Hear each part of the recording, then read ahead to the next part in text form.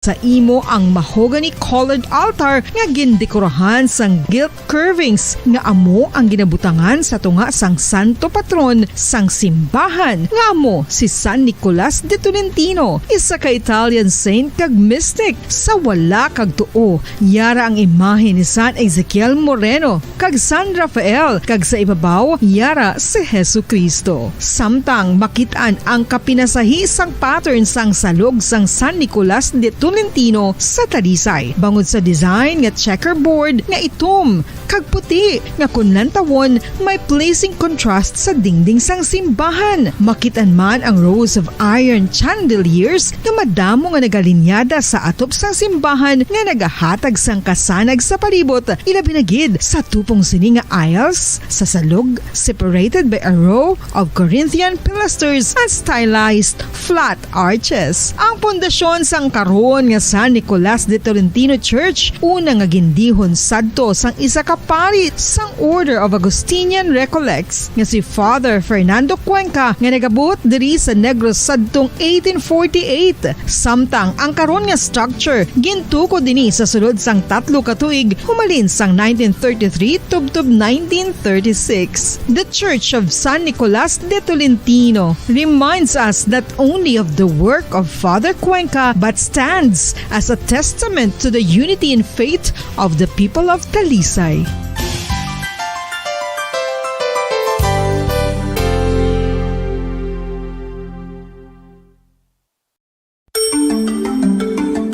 Matapos nga nagbalatian ang bugos sa kalibutan dulot sang coronavirus disease, isa naman sa karon kabalatian ang bulos sa ginakadlukan worldwide, ang monkeypox. Ano ang ginatawag na monkeypox?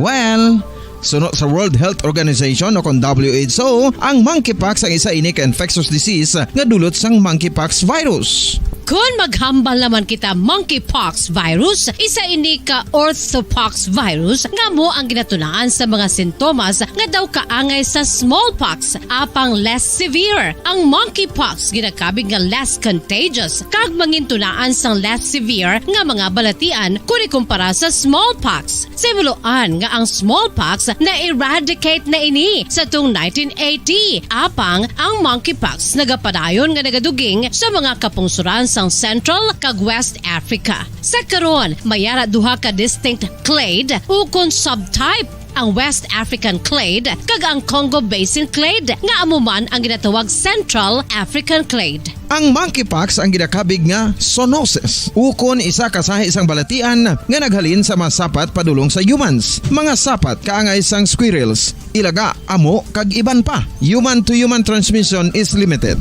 Monkeypox is transmitted to humans through close contact with an infected person or animal or with material contaminated with the virus. Base pa sa key facts ng World Health Organization ukon WHO nga ang monkeypox virus mahimo ini matransmit ukon malaton sa iban pinaagi sa bodily fluids, lesions sa panit ukon internal mucosal surfaces kaangay sa mga naghalin sa baba ukon tutunlan sang pasyente, respiratory droplets kag mga contaminated objects ukon materials kaangay sang beddings. Samtang base naman sa fact sheet sang Mayo Clinic nga isa ka medical center sa Minnesota, USA, nga kun matapikan ang isa ka tawo sang monkeypox virus, ang initial symptoms amo ang paghilanat, paglingin sang ulo, nagahinubag ang mga lymph nodes kag pagadasnan sang pagtinubo-tubo sang mga rashes sa lawas tubtob nga magmangin flat patches ini. Amat-amat nga magaulbo o kon mangin nodules tubtob nga magbinitog-bitog kag mangin pus-filled blisters. Ini nga nagalabot sa 5 tubtob 7 ka adlaw. The rash heals by scabbing over. Makabig na nga infectious ang isa ka pasyente sa pagsugod pagid lamang sang paghilanat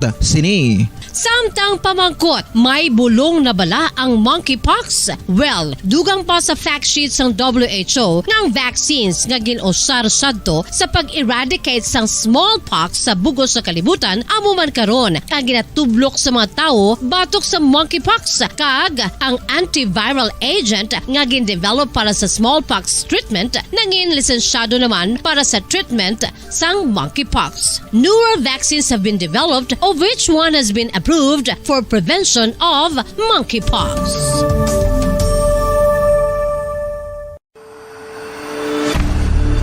Faith FIFA World Cup 2022 Trivia. Sa din balalabing una nga ginpatigayon ng World Cup.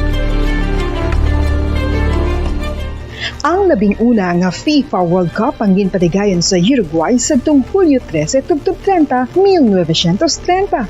Sa final round, ang host kag pre-tournament favorite nga Uruguay ang nagluto sa Argentina sa score na 4-2 sa atubang sa manuglantaw nga nagalapot sa 68,346.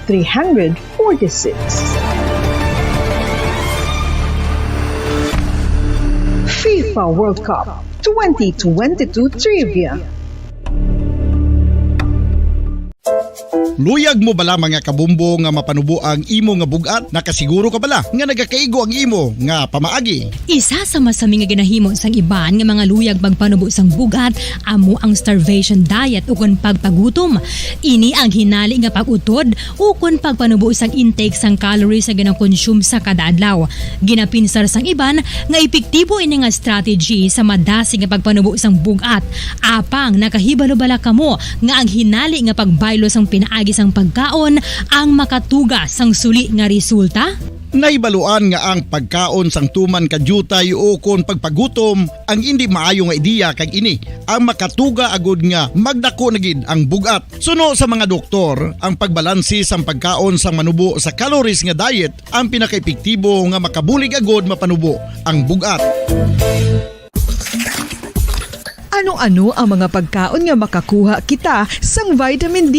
Well, pila sa mga ini ang mayara sang significant amounts sang vitamin D nga mahatag sa aton lawas ginalakipan sang cod liver oil, swordfish, salmon, canned tuna, beef liver, egg yolks kag sardines. Uy, ang sardinas! Samtang gina-advise nga nagakadapat gali nga kauno naton ini o kung i-consume naton nga ini nga mga pagkaon sa halos matag adlaw nga tanan agud nga makaangko na nga lawas sang enough vitamin D. Outdoor direct sunlight skin exposure of the face, arms and hands for 5 to 10 minutes 2 or 3 times a week combined with vitamin D supplements is required to ensure vitamin D sufficiency. Gani, ano pa ang ginahulat ninyo? Magwa na kun aga kang magpainit-init o kun magpabalhas samtang naga ulo exercise bagod maayo ang dulot sini sa aton ikaayong lawas.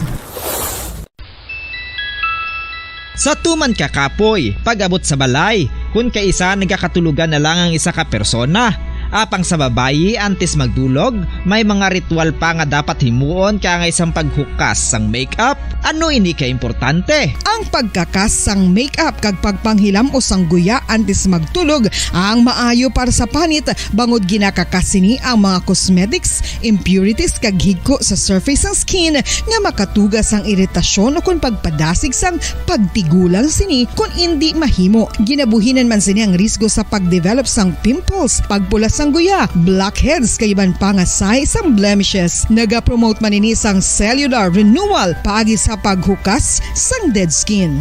Importante ang paghukas ang makeup bangod ginapahanugutan sini ang panit nga makaginhawa. Ano ang masaming rason sa pagsakit sang aton tiyan? Ang pagsakit sang aton tiyan, ang bangod sa sahi sa pagkaon nga aton masami ginakaon. Suno sa oncologist nga si Dr. Isaac David Ampil II, ang masami nga pagsakit sang tiyan ang bangod sa hyperacidity. Sang nabilin antes ang alas sa 7 sa aga. Welcome diri sa pagpangalagad sang Bombo Report Second Edition nadlaw sang Biyernes sa Pets sa 26 sa bulan sang Agosto sa mga tig 2022. Katapusan na ning adlaw sang Biyernes sa ika-8 nga bulan sa mga year 2022. Sa mga aga manginagkaupod ang inyawalagad si Bombo Erlin Bayonita. Upda na kita hasta alas 7 ang atak na sa mga aga sa dalawang sa inyo sa dugang mga balita lokal. I-check natin na karon na sa pagpangalagad sa bombohanay big time kaya sa mga nag-invest bala nagligad atong mga binulan sa RGS sa World Marketing Corporation. Meron na sang isa ka opisyal kon na miyembro sang sining nagapang-inganyo bala ang mag-invest kamo para nga magadoble ang ginataga ninyo nga kwarta nadakpan na dra sa may Southern Negros. Tinalikdan na naman ni ang pagpangita sa nga to na sining mga otoridad bata ko nini ang kumpirmado banwa mayo ini nga balita para sa mga nagahulat-hulat. Kaya nagligad na mo ning isa sa ginalauman ninyo nga at least bisa na paano ma-refund ang inyong ginhatag nga kwarta. O galing kay tiya mga nagtukod lang sining kuno isa man ka kompanya amo rin na nag-ayuhan ang mga miyembro o kuno mga nag-invest ang nagputi lang kalimutaw nila why gidya may nabaton. Istorya ta na karon na dugang sa Bombohanoy Big Time 1 minuto na bilin antes ang alas 7 sa aga. Standby kamo dugay-dugay magasulod na ang Bombo News Center Makati para sa Bombo Network News. Bombo. Isa sa mga heritage churches diri sa probinsya sang Negros Occidental, yara makitaan sa Rizal Street, Barangay Zone 6, Talisay City, amo ang San Nicolas de Tolentino Church. Ang ini nga simbahan tuman katahom bangod sa pagsampot pagid lamang sa fasad sini, yara ang pinasahi nga portiko o kon porch kag sa pagtangla sa tubang sang simbahan makitaan ang clean lines, ang twin towers nga may magagmay nga domes sa ibabaw sini. Sa pagsulod sa simbahan, mapawaw ka sa disenyo. Tastefully designed and preserved, the church's interiors have avoided the catastrophic fate of misguided renovations. Sa pagpadulong amat-amat pakadto sa altar, magatampad naman sa imo Mga Pilipinas, sa anumang oras sa buong mundo, narito ng Bombo Network News Morning Edition. Ngayon ay araw ng Biyernes, Agosto 26, taong 2022.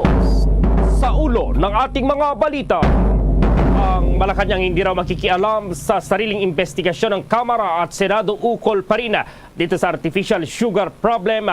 Ang palasyo naman abala sa pagpapanumbalik sa normal ng sugar supply. Si Senator Risa Ontiveros naman isa na rin sa mga senador na nagpanawagang buwagin na ang PS-DBM. Samantala si Senator Alan Cayetano naman sinabing nasa tao at wala sa ahensya ang nasa likod ng korupsyon. Mahigit 4.4 million pesos talaga ng tulong na ipamahagi na raw sa mga local government units na tinamaan ng bagyong Florita ayon sa DSWD. Mga Pinoy naman pinayuhang maagang mag-shopping para sa Pasko. Ang paghimay sa proposed 5.2 trillion pesos na 2023 national budget sisimulan na ngayong araw ng Kamara. Ang pag-imprenta ng mga balotang gagamitin sa plebisito sa Setyembre na kumpleto na ayon yan si Comelec. Si First Lady Lisa Araneta Marcos at Vice President Sara Duterte inaasahang dadalo naman sa Pasigarbos sa Subo Festival sa araw ng Linggo. Sa international news, si US President Joe Biden tinawagan si Zelensky at tiniyak ang suporta nito sa paglaban kontra sa Russia. At sa atin pong sports balita, ang powerhouse Team Lebanon muntik masilat ng Gilas Pilipinas sa kanilang match kaninang madaling araw, pula lang yan. At itong 27 big points ng NBA star na si Jordan Clarkson na sayang. At live nationwide via satellite mula sa Bombo News Center Makati, kami ang inyong mga tagapaghatid balita. Ako si Bombo Everly Rico. At ako naman si Bombo Gerald D. Ulep. At ngayon sa retalye ng ating mga balita, mahigit 4.4 million pesos raw na halaga ng food at non-food items ang naipamahagi na sa mga local government units o LGUs na apektado ng Tropical Storm Florita na dumaan dito sa bansa. Ayon po kay Department of Social Welfare and Development or ayon sa DSWD, sa naturang figure itong bulk ng assistance na nagkakahalaga ng 3.1 million pesos ay i-deliver na po sa Region 2 o sa Cagayan Valley. Ang iba naman ay ibinigay sa Region 1 o sa Ilocos Region, sa Region 3 o Central Luzon, ang Region 4A o Calabarzon at sa Cordillera Administrative Region o CAR. Samantala patuloy na mga inaalalayan ng DSWD ang mga LGUs dito pa rin sa kondisyon ng 669 na pamilya o katumbas siya ng 2,057 na katao na kasalukuyang nasa temporary shelter sa 36 na evacuation center sa rehiyon. Siniguro rin po ng ahensya na patuloy silang makikipag-ugnayan sa mga local government units para siguruhing sapat ang mga resources na ipapamahagi sa mga apektadong populasyon sa pamamagitan ng kanilang field offices. Ang DSWD ay ang lead agency para sa Camp Coordination and Camp Management Cluster. Kung maalala, labis na naapektuhan ng bagyong Florita ang Northern Luzon, habang ang Southwest Monsoon naman ay hinatak yung Southwest Monsoon na hinatak ng bagyo ay nakakaapekto po yan doon sa Southern Luzon, particular sa Bicol Region. Nasa kabuang 11,953 na pamilya naman o 47,169 na mga individual ang apektado ng mga masamang panahon sa Ilocos Region, Cagayan Valley, ang Calabarzon, Cordillera Administrative Region at National Capital Region o dito sa Metro Manila. Samantala na sa 1,726 daw na pamilya sa ngayon o katumbas ng 6,623 na mga individual ang nanunuluyan sa 129 na evacuation centers at ang iba ay nakikita naman sa kanilang mga kamag-anak o kaibigan. Kasabay naman ang pananalasa ng bagyo, ipinag-utos din ni Pangulong Ferdinand Bongbong Marcos Jr. na suspindihin ang lahat ng pasok sa gobyerno at klase sa mga public schools sa Metro Manila, Cavite, Laguna, Rizal, Bulacan, Zambales at Bataan dahil nga sa pag-ulan at mga pagbaha. Samantala, nasa 5 major roads naman sa Luzon ang hindi pa rin daw madaanan sa ngayon matapos na isara dahil sa naging epekto ng bagyong Florita. Ayon sa Department of Public Works and Highways, Bureau of Maintenance, 3 sa mga naturang kalsada ay mula sa Cordillera Administrative Region, isa naman sa Cagayan Valley at isa sa kalsada naman doon sa Calabarzon. Ang mga apektadong sections sa Cordillera ay kinabibilangan ng Cannon Road dahil sa safety reasons na rin. Ang Claveria, Kalanasan, Cabugao Road doon sa Namaltugan, Kalanasan, Apayao dahil na rin yan sa road cut at soil collapse. Gayun din, nakasara ang daanan mula sa Mount Province patungong Ilocos Sur sa Maytadjan, Mount Province dahil sa rock collapse. Ang iba pang apektadong kalsadang isinara ay ang Kabagan patungo sa Santa Maria Road, Kabagan Overflow Bridge sa Isabela naman yan dahil sa high water elevation at ang Sagbata Pililia Diversion Road sa may Baras Rizal dahil sa landslide. Samantala, sinabi naman ng DPWH na ang 6 na road sections sa North Luzon ay nalinis na rin at muli nang binuksan. Kinabibilangan ito ng 4 na road sections sa Cordillera Administrative Region at tig-isa naman mula sa Ilocos Region at Cagayan Valley. Sa iba pang mga balita po, malapit na yung Pasko, hinimok ng Department of Trade and Industry o DTI ang mga Pinoy na maaga ng mag-shopping dahil papalapit na po itong tinatawag na Bear Month sa susunod na linggo na po yan. Ayon kay DTI Undersecretary Ruth Castelo, ito ay para maiwasan daw ang mataas na presyo ng mga bilihing pampasko. Sakali raw na pwede namang mag-stock ang produkto or pwedeng ma-stock ang produkto ay pwede na nga mamili habang hindi pa gumagalaw at sumisipa po ang presyo ng mga bilihin. Pero ito ay pwede lamang daw sa mga produktong madaling mag-expire or hindi madaling mag-expire. Ipinaalala po ni Castelo na ang presyo ng mga Christmas products ay magsisimulang tumaas habang papalapit po ang Pasko. Nagbigay din ng tip si Castelo sa mga mamimili na kapag bumili ng food products ay gawin ito sa pamamagitan ng bundles para mas makamura kumpara kapag bibili ng single items or yung tingi-tingi. Anya, mayroon daw savings kapag bibili ng bundled products na aabot din sa 20 hanggang 70 pesos. Posible raw namang maglabas ang DTI ng Suggested Retail Prices o SRP ng mga Noche Buena items sa huling linggo ng Oktubre o sa unang linggo ng buwan ng Nobyembre. Kabilang sa mga nasa Noche Buena SRP list, itong hama, cheese, queso de bola, sandwich spread, mayonnaise, ang pasta, macaroni at iba pa. Ang Christmas season sa bansa ay magsisimula yan sa Setyembre o 1 itong pagsisimula ng bare months hanggang sa Enero sa susunod na taon. Ang Pasko ay ang pinakamahabang celebrated season po dito sa Pilipinas.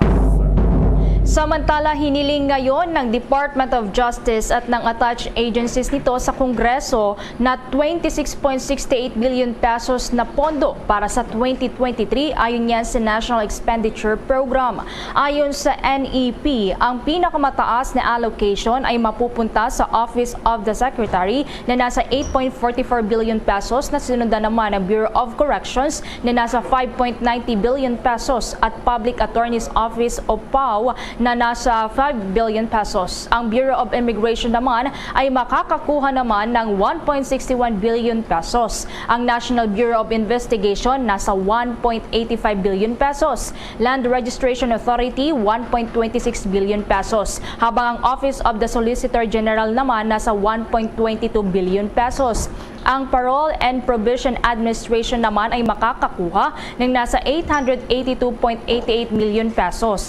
Habang ang Office of the Government Corporate Council nasa 218.66 million pesos. Ang Presidential Commission on Good Government merong nakalaang 146.47 million pesos. Habang ang Office for Alternative Dispute Resolution naman nasa 85.83 million pesos.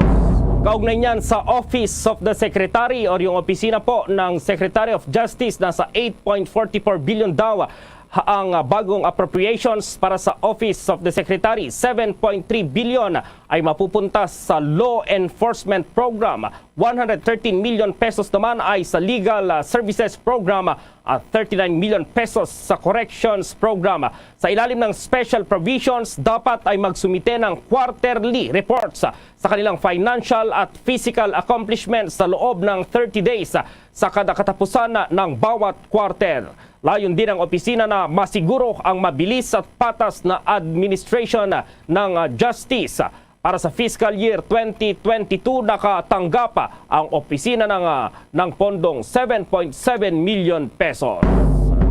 Samantala pa, nasa 5.90 billion pesos naman ang ilalaang pondo sa Bureau of Corrections para sa mga prisoners custody at safekeeping program at ang 100 million pesos naman ay para sa rehabilitation ng mga inmates. Kabilang naman sa mga special provisions ang bayad sa mga allowance ng mga inmates na nagtatrabaho sa agricultural o industrial projects, medicine allowance para sa mga inmates at quarter privileges para sa mga employees.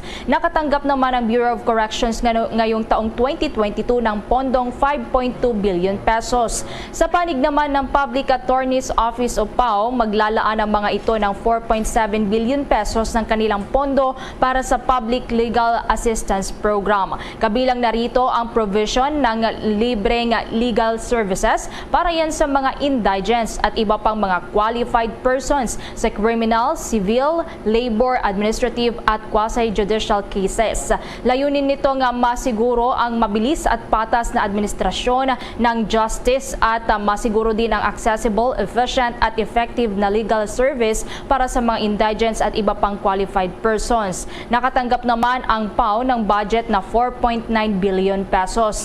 Ang proposed budget na ito ay isinumite sa House of Representatives at ang deliberations ay target daw na makumpleto sa October 1 ng kasalukuyang taon.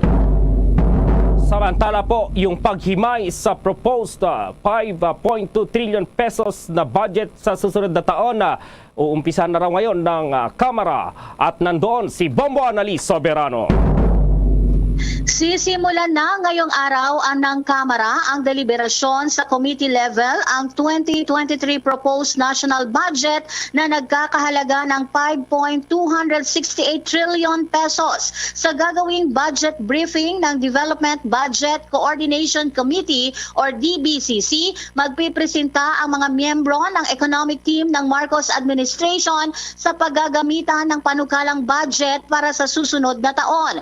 Kabilang sa mga magpapaliwanag ay sina Budget Secretary Amena Pangandaman, NEDA Secretary Arsenio Balisacan, Finance Secretary Benjamin Diokno at Bangko Sentral ng Pilipinas Governor Felipe Medalla. Tatalakayin ng DBCC ang sources of financing, expenditure levels at budget proposal ng iba't ibang ahensya ng gobyerno. Siniguro naman ni House Speaker Martin Romualdez sa kanyang mga kasamahan at sa bansa na ang Kamara sa pagsasaalang-alang at pag-aproba sa 2023 pambansang budget ay epektibong tutugon sa mga pangangailangan ng mga tao, lalo na sa pagtugon sa patuloy na epekto ng krisis sa kalusugan, ang COVID-19 pandemic, at sa paglikha ng mas maraming trabaho at pagtiyak ng seguridad ng pagkain. Naisumite na noong Lunes sa Kamara ni Secretary Pangandaman ang kopya ng National Expenditure Program o 2023 Proposed National Budget.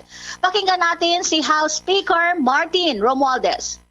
The House leadership is eyeing to finish the committee and plenary deliberations on the budget proposal on or before October 1, when Congress is scheduled to go on its first recess that will last up to November 6. We will perform our constitutional mandate to scrutinize next year's national budget. The passage of the 2023 national budget will be transparent. This will be a product of the entire House of Representatives, where the majority bloc will listen to the minority bloc. The concerns will be threshed out. As representatives of the people, we shall go through this budget thoroughly, judiciously, but with dispatch. And we have committed to the executive its swift passage for its signing to law before the end of the year. Samantala, ayon naman kay Marikina City Representative Stella Kimbo, ang Senior Vice Chairperson ng Committee on Appropriations, ang panel na pinamumunuan ni Ako Bicol Party List Representative Zaldico ay naglalayon ding matapos ang pagdinig nito sa September 16.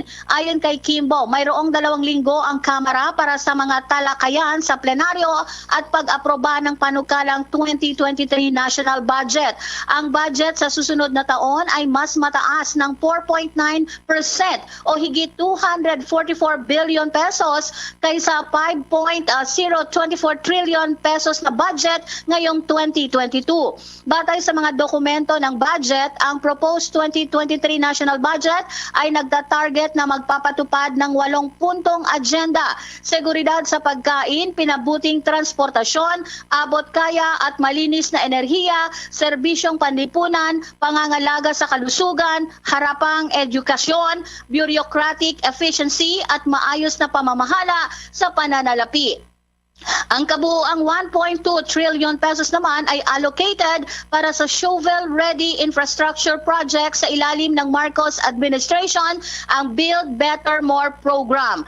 Ang education sector ang makakatanggap ng pinakamalaking budget na nasa 852.8 billion pesos, habang ang health sector ay mayroong 296.3 billion pesos. Tumaas din ang budget para sa intelligence fund ng Office of the President. Pakinggan natin si Representative Stella Kimbo. There are 5 books. So kahapon lang yung dumating ang books. Dito tayo nag-umpisa sa BSF. But again, yan ang dahilan kung bakit tayo may budget hearings beginning Friday. Doon ipapaliwanag sa atin ng mga ahensya kung bakit tumaas ang kanilang proposed budget, kung bakit bumaba. Papaliwanag rin ng DBM specifically kung bakit binawasan ang ibang mga ahensya. But in general, obviously kapag nagkakaroon ng mga bagong programa at bagong pangangailangan, obviously kinakailangan din ng dagdag na funds support. Yan si Representative Stella Kimbo ng Committee on Appropriations. Mula dito sa Kamara, Bombo Anali, Montaño Soberano nag-uulat para sa Pambansang Radyo ng Pilipinas. Basta Radio, Bombo! Sa iba pang mga balita, natapos na raw ng Commission on Elections ang pag-imprinta ng mga official ballots at iba pang mga accountable forms para sa dalawang plebisitong isasagawa sa Batangas at Maguindanao sa susunod na buwan. Ayon kay Acting Poll Body Spokesperson John Rex Laudianco, nasa kabuang 877,671 na mga official ballots ang naimprinta na para sa plebisito sa Calaca, Batangas at Maguindanao sa buwan na po yan ng Setyembre 3 at 17. Ang naturang mga materials naman daw ay subject pa rin sa verification ng COMELEC Reception and Verification Committee. Ang forms na naimprinta na official ballots ay 58,881. Ang plebiscite returns naman 123 sets na mayroong isang set ng 3 kopya. Ang Certificate of Canvass and Proclamation, Statement of Votes by Precinct, 8 sets ng nasa Summary of Votes ay isang set para sa 4 na kopya. Posibleng i-deliver naman sa may Calaca ang mga naimprintang mga materials 5 araw yan bago ang isasagawang plebisito. Para naman doon sa isasagawang plebisito po sa Maguindanao, sinabi ni Laudianco na ang printing ng iba pang forms na kinabibilangan ng plebiscite returns sa 1,660 sets po yan. Ang Certificate of Canvass and Proclamation, isang set. Ang Certificate of Canvass, 38 sets. Ang Statement of Votes by Precinct, 120. At Summary of Votes, 337 sets. Ang September 3 na plebisito po ay layong gawing component city itong munisipalidad ng Calaca doon sa Batangas. Kinabibilangan ito ng 40 na mga barangay at 58,881 na registered voters. Ang aprobadong pondo para sa aktibidad ay 13.71 million pesos na kinuha po yan mula sa Calaca Municipal Government. Samantala itong plebisito namang isasagawa sa Setyembre 17 ay maghahati sa probinsya ng Maguindanao sa 2 distrito at independent provinces. Ito yung Maguindanao del Norte at Maguindanao del Sur. Kabuang 508 barangay naman at 818,719 na registered voters ang makikiparticipate sa naturang plebisito. Naglaan naman dito ang Maguindanao Provincial Government ng pondo na 89.17 million pesos. Hindi naman raw nagtaas ang presyo ng mga school supplies simula ng onset ng pandemya. Siniguro naman ni Department of Trade and Industry Undersecretary Ruth Castelo na hindi na magtataas ang karamihan pa sa mga supply sellers ng presyo ng kanilang mga produkto. Paliwanag pa ni Castelo na ang mga school supplies daw kasi mula noong taong 2020 at 2021 ay hindi naman nabili matapos na pumutok nga ang coronavirus disease 2019 o COVID-19. Dahil dito, ang presyo raw ng mga ito ay pareho lamang sa presyo ng school supplies mula pa noong taong 2019. Hindi naman itinanggi ni Castelo na mayroong mga nagbebentang nagtaas naman ng presyo ng mga produkto pero doon lamang sa mga bagong stocks. Nilinaw din ni Castelo na ang price guide na inisyo ng DTI ay pawang gabay lamang pero nakadepende pa rin ang mga school products sa kalidad at volume nito. Dagdag pa ni Castelo na ang mga school supplies ay seasonal lamang dahil ito ay nabibili naman tuwing enrollment period. Hiniling naman daw ng DTI sa mga retailers na dapat ay hindi lalagpas sa 10% ang benta nila sa kanilang mga school supplies. Hindi pa rin po inirekomenda ng Department of Health o DOH itong pagpapatupad ng lockdown sa kabila ng kumpirmasyon ng ika-4 na kaso ng monkeypox na residente pa ng Iloilo. Ayon sa Department of Health, kasalukuyan ng minomonitor ang naturang pasyente at ang natukoy na close contacts nito. Ito ay para mapigilan na rin ang hawaan sa lugar ng naturang sakit. Nasa 14 na close contacts ng 4th case ng monkeypox dito sa bansa. Samantala nagpapatuloy naman itong pag-validate ng kagawaran sa kung mayroong local transmission ng nasabing sakit sa bansa. Ang ika-4 na kaso kasi ng monkeypox dito sa bansa ay isang 25 years old na Filipino national na walang travel history mula sa ibang bansa na mayroong kumpirmadong kaso ng sakit. binigyang diin ng DOH na ang verification ng mga impormasyon hinggil sa mga pasyenteng dinapuan ng sakit ay crucial habang tinutukoy pa kung saan nahawa ang nasabing pasyente.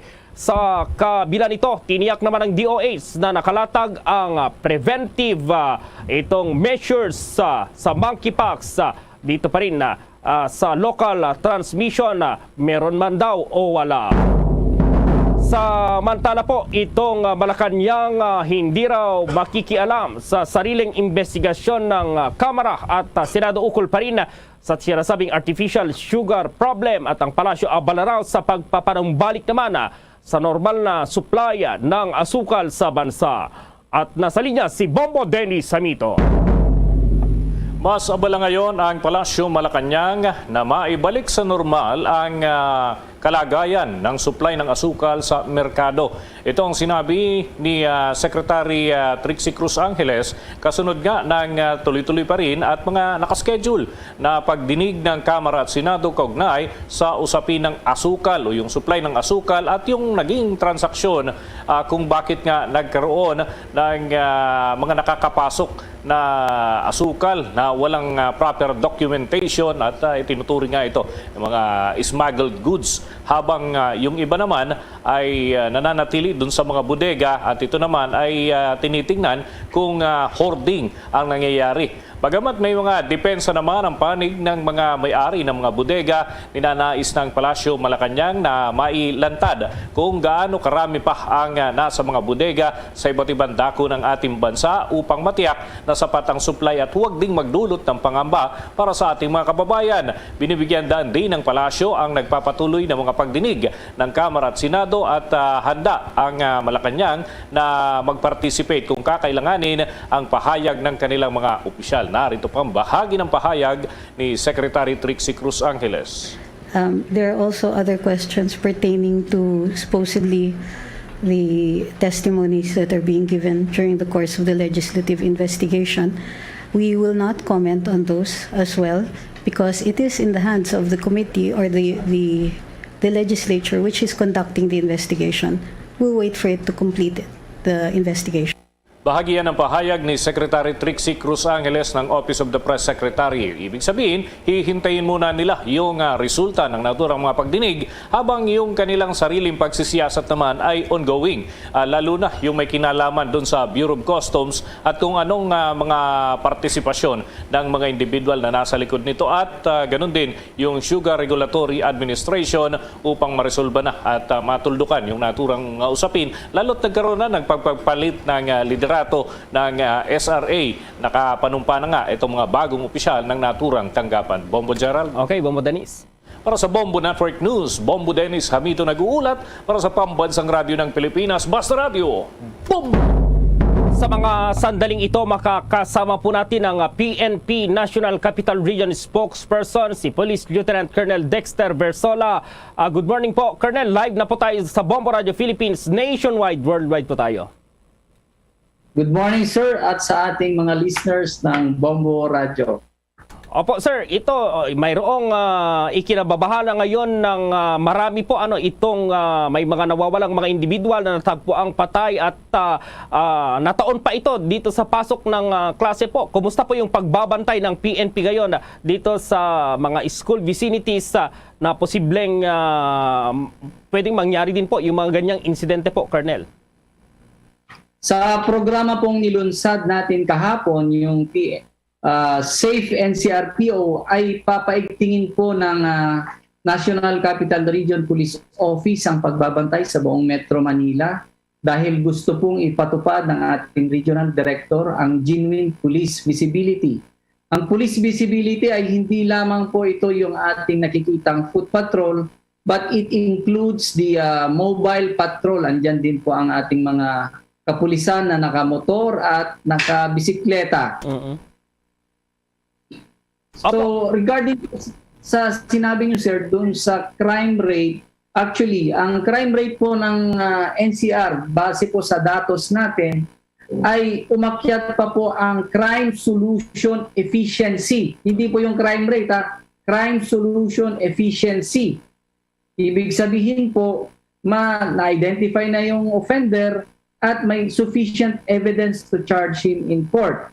From the last year, from January to July 2021, compared to January to July 2022, ang efficiency po, yung batting average natin from 79%, umakyat po ng 85%. That's an increase of 6.1 rate ng crime solution efficiency ng ating kapulisan dito po sa National Capital Region Police Office. Opo, Colonel, dahil ito nga po, problema pa rin yung mga krimen at nagbukas yung klase at nagluwag na rin po yung, syempre, maluwag na ngayon. Mayroon po ba kayong mga karagdagan na mga personnel na i-deploy sa mga establishment at sa mga school? Dahil sigurado pagkatapos ng klase, yung mga estudyante magpupunta yan sa mga mall at sa mga establishments, Colonel. Gusto ko lang pong iklaro sa ating mga tagapakinig at sa ating sa inyo po na ang crime rate actually is mababa. Hindi po ito ang totoong picture. The real picture of the peace and order situation is in the country is not what is, we are listening, kung ano naririnig natin. Base po sa information o sa statement ng ating Chief PNP ay bumaba po ang crime rate. It's just that meron po kasing na-hype ito sa mga media platform. But then, nagpalabas po tayo ng a total of 10,000, more or less 10,000 police personnel around Metro Manila at ito po ay nakatalaga sa mga strategic areas. We have the Police Assistance Desk. Meron din po tayong tinalaga as bus marshals, transport hubs. Meron din po tayong nakatalaga sa anti-criminality task group, covert personnel. At ang kani-kanila pong hotline numbers ay nakabigay na po on their hotline hotline numbers and pwede pong makita rin sa kanilang Facebook page. Apo, si Bobo Everly, itong aking partner, may katanungan din po. Colonel Versola, Bombo Everly, go ahead. Yes, Colonel Versola, dito po sa inyong area of responsibility sa NCR, dahil na rin po ito sa gitna ng mga issue po ng kidnapping and killings po na nangyayari, pwede niyo po bang ibigay yung datos na meron po kayo mula po sa January up to the present, kung ilan na po ba yung mga cases talaga ng kidnapping, kung meron man na nangyayari po dito sa Kalakhang NCR po, Colonel? Yun pong naka-reported po, for example, doon po sa Las Piñas na may sinasabi na nahuli po yung report na yon doon po sa issue na yon. At the same time, doon nga rin po sa Malabon, yung rape slave, ay nahuli din po natin yung suspect.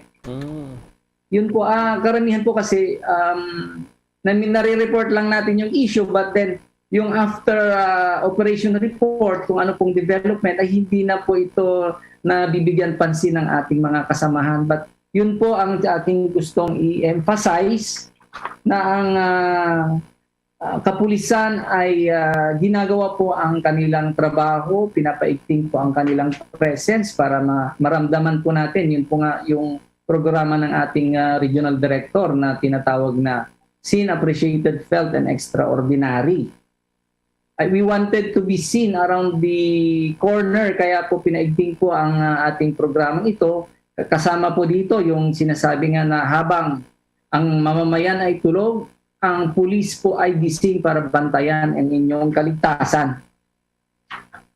Colonel, napakalaga po nitong police visibility sa mga panahon pong ito na may mga ganyan po napapaulat para na sa ganun ma-assure po natin yung public na sila po ay safety nga po, especially po sa mga paggabi. Kasi may mga kababayan pa po tayo na nag-aalangan na lumabas sa mga ganong delikadong oras. Pero ano po ba, saan po bang mga lugar yung inyo pong tinututukan po ngayon na Colonel?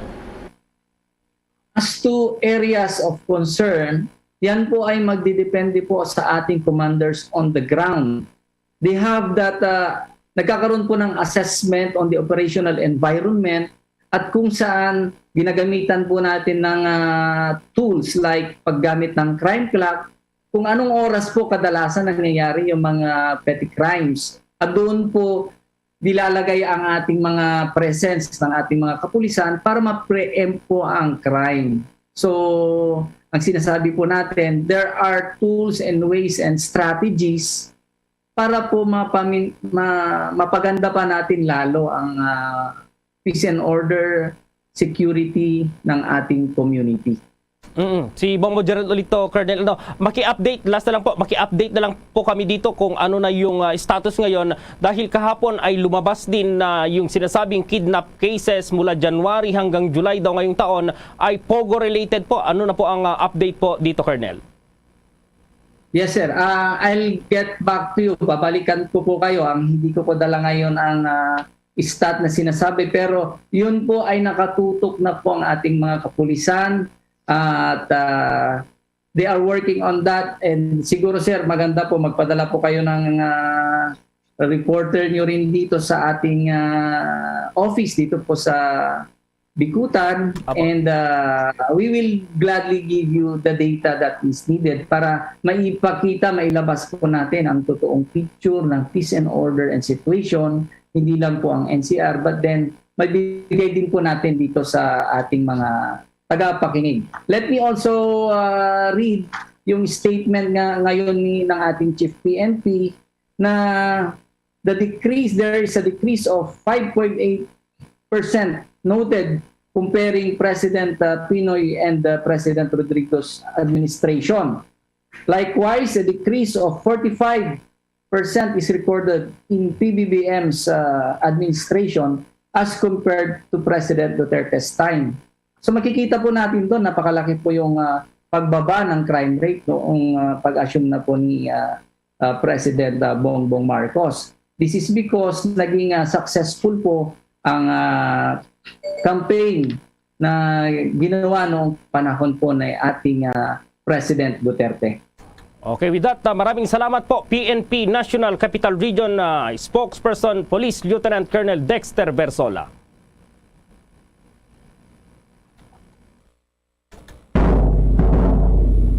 Sa karagdagan pang mga balita, tuloy-tuloy daw na tinutulungan ng Department of Transportation ng mga driver na hindi pa umano nababayaran sa ilalim ng Service Contracting Program. Ayon kay Transportation Undersecretary Steve Pastor, isinangguni na nila sa angkop na labor agencies ang mga driver ng EDSA busway na hindi pa nakakatanggap ng bayad. Paliwanag ni Pastor, nakipagkontrata sila sa mga operator ng bus na siyang magpapasweldo sa kanilang mga driver at konduktor. Ilan kasi sa mga driver ng ES Consortium at ng Mega Manila Consortium na nag-ooperate sa EDSA Bus Carousel ang nagrereklamo na 23% lamang imbes na 30% share ng sahod ang kanilang nakukuha. Salig na rin ito sa LTFRB Memorandum Circular 2021-29. Pagtitiyak naman ni Pastor na nabayaran na ng naturang mga operator ang kanilang mga driver. Samantala, buo raw itong suporta ni PNP Chief General Rodolfo Azurin Jr. sa kontrobersyal na No Contact Apprehension Policy o NCAP. Sinabi ng PNP Chief ang paggamit ng mga traffic camera ay malaking tulong hindi lamang po sa paglaban sa korupsyon sa lansangan, kung hindi ay sa pangangalaga na rin ng kaligtasan ng motorista, commuters at pedestrian. Pero suhestyon ng PNP Chief, dapat ay nakapangalan agad ang sasakyan sa nagmamaneho nito lalo na kung segunda mano itong nabili. Ito ay para maiwasan ang mga reklamo ng mga ilang may-ari ng sasakyan na matagal na nilang nabenta ang kanilang sasakyan pero sinisingil sila sa NCAP violation dahil nakarehistro pa rin sa kanila itong nahuling sasakyan. Umaasa naman po si General Azurin na mabibigyan ng konsiderasyon ang kanyang suhestyon upang maging mas mahusay pa itong pagpapatupad ng NCAP. Sa iba namang mga balita, nag-issue ngayon ng Department of Labor and Employment ng rules sa sahod ng mga empleyadong magtratrabaho pa rin kahit na mayroong mga weather disturbances. Sa isang statement na inisyu ng DOLE, ang Labor Advisory No. 17 Series of 2022 ay inisyu ni Secretary Bienvenido Laguesma na magsisilbing guide ng mga private sector employers kapag nagkaroon ng suspensyon ng trabaho at ang appropriate payment ng mga sahod sa inclement weather conditions at calamities. Sa advisory, sinabi ni Laguesma na nasa prerogative daw ng mga private sector employers kung sususpindihin o hindi ang trabaho para masiguro ang kaligtasan at kalusugan ng mga empleyado. Nakalagay sa advisory na ang mga kumpanyang kailangang ipagpatuloy ang operasyon sa gitna ng masamang panahon ay dapat nabigyan ang kanilang mga empleyado ng full regular pay kapag nagtrabaho ito ng hindi bababa sa 6 na oras. Kapag nagtrabaho naman ito ng mas mababa pa sa 6 na oras, ay kailangan pa rin itong sahuran ng proportionate amount ng kanyang regular pay. Pero hindi naman daw entitled ang isang empleyado sa regular pay kapag hindi ito nag-report sa trabaho kapag masamang panahon, maliban na lamang kapag mayroong probable na company o paporableng company policy, practice o collective bargaining agreement na magbibigay pa rin ng sahod sa naturang araw o kaya naman ay pwedeng gamitin ng empleyado ang kanyang leave credits. Nananawagan din ng labor chief sa mga employers na mag-provide ng extra incentives o benefits para sa mga employees na magre-report sa trabaho sa kabila ng weather disturbances at parehong sitwasyon. Samantala, sinabi naman ni Laguesma na ang mga empleyado na hindi pumasok sa trabaho dahil sa imminent danger ng dala na rin yan ng inclement weather conditions ay hindi dapat patawan ng anumang administrative sanction. Samantala po naaalarma rin umano itong Commission on Human Rights sa dumaraming karahasan sa mga kababaihan sa nakaraang mga linggo. Sa isang statement nga po, maring kinondena ni CHR Executive Director Jacqueline Ann De Guia ang pagdukot at pagpatay sa ilang mga kababaihan. Dahil ito hiniling ni De Guia sa mga otoridad na imbestigahan ang naturang mga krimen at ikulong ang mga sangkot na individual. Sinabi po ni De Guia na dapat ay mabilis ang mga law enforcers sa pag-aksyon at dahil responsibilidad ng gobyerno ang pagprotekta sa mga kababaihan, mga bata at duty bearer na nasa ilalim po yan ng Republic Act number 9710, itong Magna Carta for Women. Kung maalala noong Hulyo 5, natagpuan ang bangkay ng industrial engineer na si Princess Diane Dayor matapos mapaulat na nawawala ilang araw.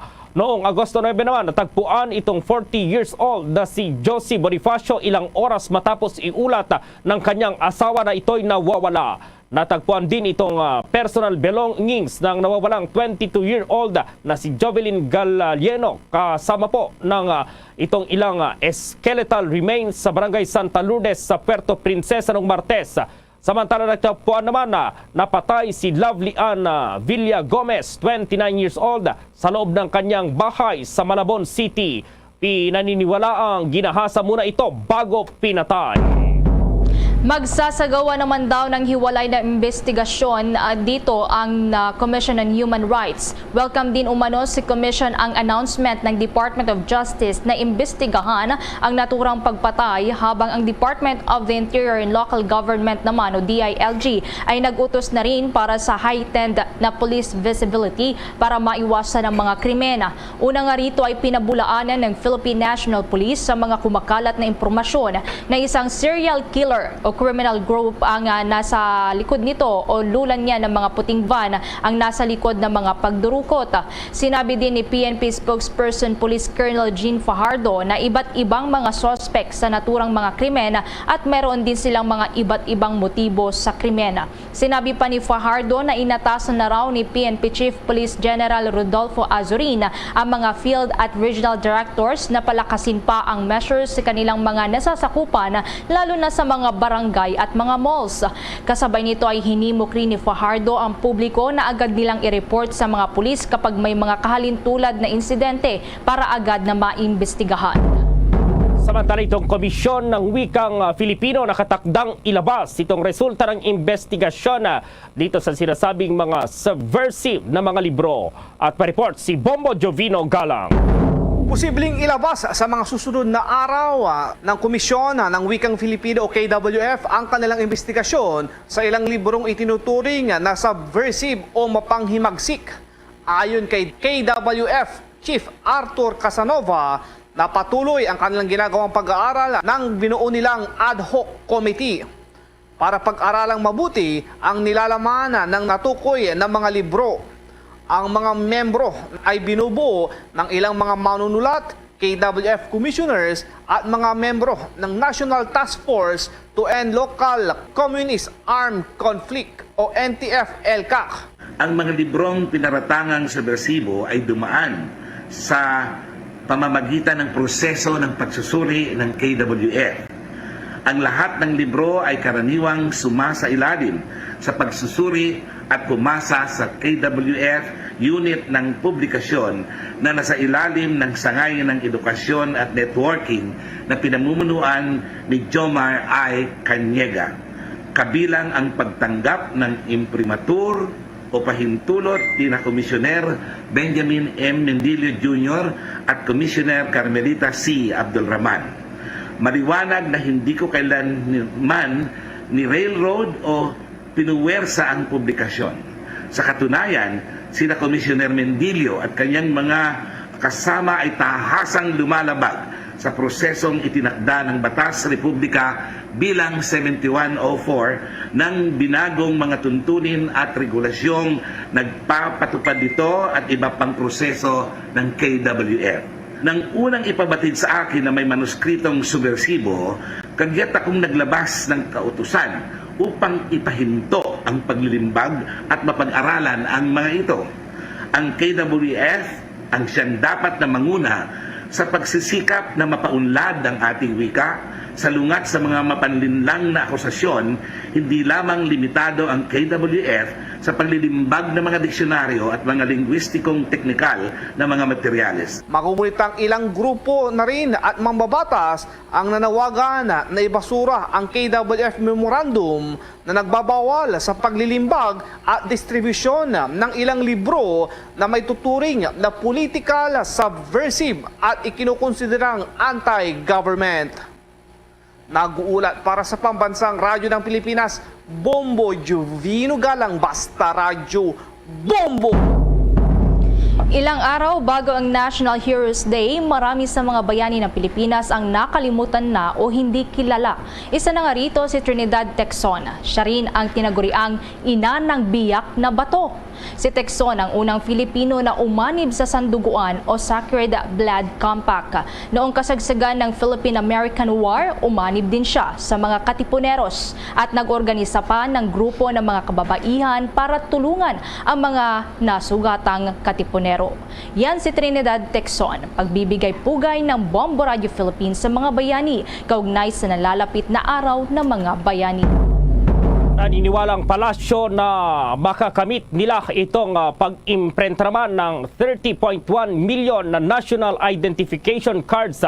Ayon po kay Press Secretary Trixie Cruz Angeles na ilipat na ng Philippine Statistics Authority o PSA ang nasa 17.6 million na National ID Cards sa Philippine Postal Corporation para ma-deliver sa mga aplikante noong Agosto 23. Tumaas rin ang bilang ng mga na-imprenta nila na aabot sa 103,000 kada araw. Target kasi ng gobyerno na maipamahagi ang nasa 92 million po na national ID sa kalagitnaan ng 2023.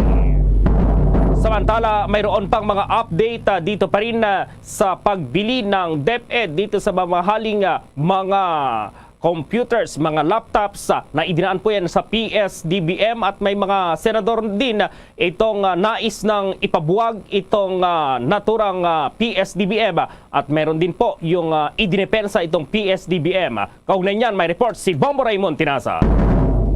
Bombo Gerald, Bombo Eber, kahapon nga ay nagsagawa ng pagdinig ang Senate Blue Ribbon Committee kaugnay sa kontrobersyal na pagbili ng mga laptop na di umano ay overpriced. Bagamat medyo bitin dahil nga hindi humarap o kaya ay mayroon pang kahilingan itong dating PSDBM Executive Director na si Attorney Lau. At abangan natin yan sa mga susunod pa na pagdinig ng Senate Blue Ribbon Committee. Pero kahapon nga, tama ka dyan, maraming mga developments dyan at mga naungkata na mga usapin kabilang dyan ay yung itutulak ng opposition senator na si Risa Ontiveros ang pagbuwag na sa controversial na procurement service ng Department of Budget and Management o yung PSDBM.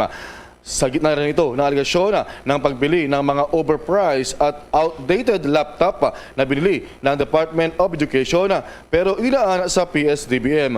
Pero sinabi naman ni Senator Alan Cayetano, ang solusyon daw sa naturang issue ay ang pagpapataw ng parusa sa mga government officials na sangkot sa corrupt practices at hindi ang pag-abolish o pagbuwag ng isang ahensya.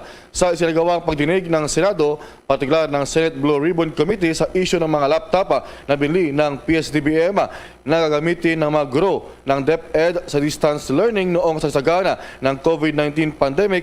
Sinabi ni Ontiveros na ang PSDBM ay naging breeding ground ng inefficiency, negligence of duties at graft and corruption. Aniya, maliban kasi sa issue ng DepEd laptop, sinabi rin ng COA o ng Commission on Audit na sangkot din ang PSDBM sa maanumalyang pagbili ng 1.39 billion pesos na halaga ng PPEs na hindi sertipikado ng Food and Drug Administration na ito ay ligtas. Dagdag ng senadora na batay sa COA reports, mayroon namang umanong iba pang government agencies na mayroong unserved at unremitted funds sa PSDBM.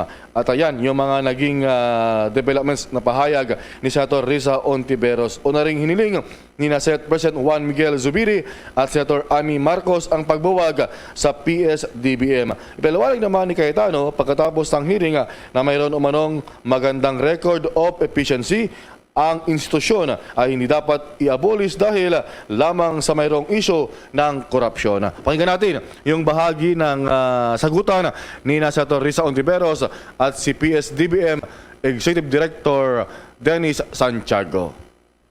They have provided the following prices. 42,000 around that much, 46,000 for Columbia, Huawei 42,000, Bowman 60,000, and ECS Philippines 58,300 po. So way above the approved budget contract of 35,000 pesos, Executive Director. It would appear on the record, Your Honor, that that's the case po. But I believe what DepEd submitted to PSDBM, at least per the record po, was that they conducted the 35,000 market survey or the price that's submitted by DepEd sometime in March 2020. Perhaps our DepEd colleagues can also confirm that. It's a March 2020 pricing po.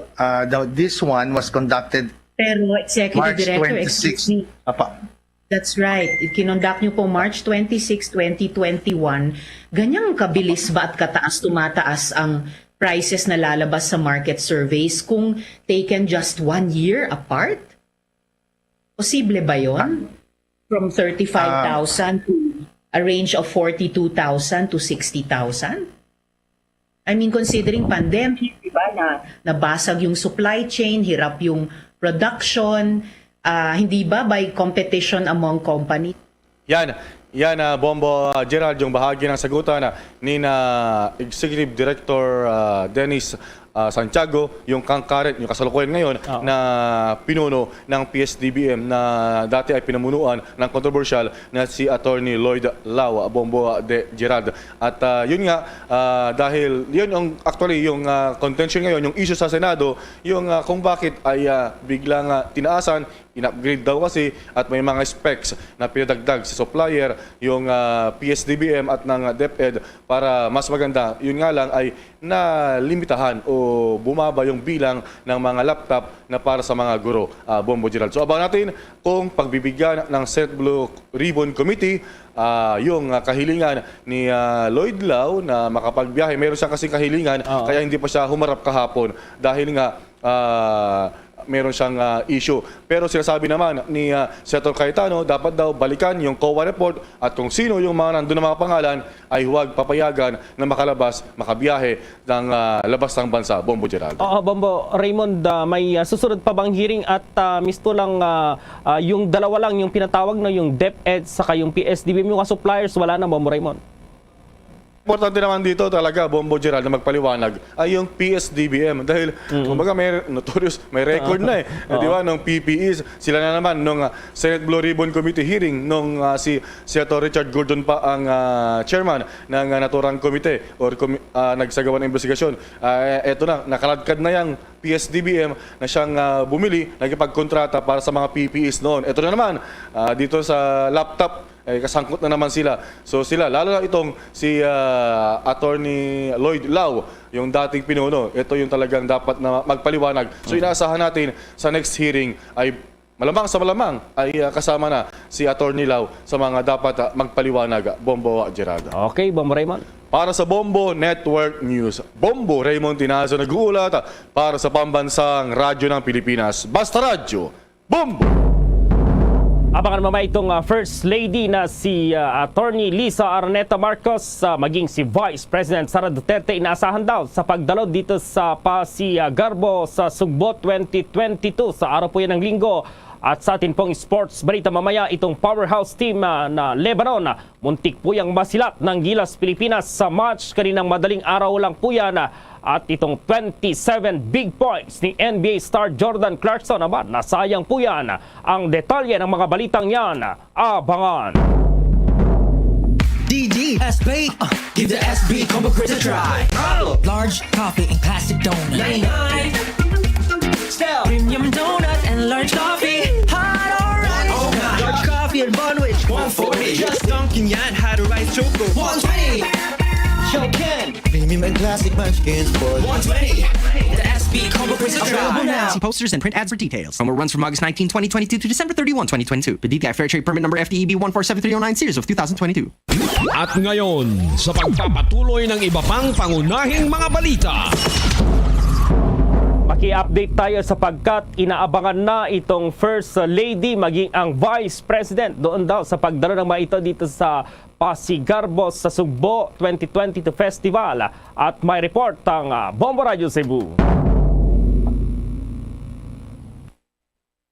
Inaasahan dalalo sa Cebu City Sports Center ay ngayong linggo, Agosto 21 po. Sa Cebu, napahagi ng pagdiwang ng Nako, balikan natin mamaya itong... anniversary. Okay, go ahead. Aabot sa 12,000 individual ang inaasahang dadagsa sa Cebu City Sports Center ngayong linggo, Agosto 28, para sa Pasigarbo sa Cebu na bahagi ng pagdiriwang ng 453rd founding anniversary ng Cebu Provincial Government. Napaulat na 50 contingents mula sa buong lalawigan ang maglalaban-laban para sa iba't ibang parangal sa Festival of Festivals ngayong taon. Sa kasalukuyan, kanya-kanya nang nagsagawa ng practice at blocking sa venue ang mga contingents. Maliban dito, ipinaalam ni Police Lieutenant Colonel Maria Teresa Makatangay, ang tagapagsalita ng Cebu City Police Office o CCPO, na nakatanggap ng impormasyon ang kanilang tanggapan tungkol sa posibleng pagdalo nila First Lady Liza Araneta Marcos at Vice President Sara Duterte sa naturang event. Ating pakinggan ang naging panayam kay Police Lieutenant Colonel Maria Teresa.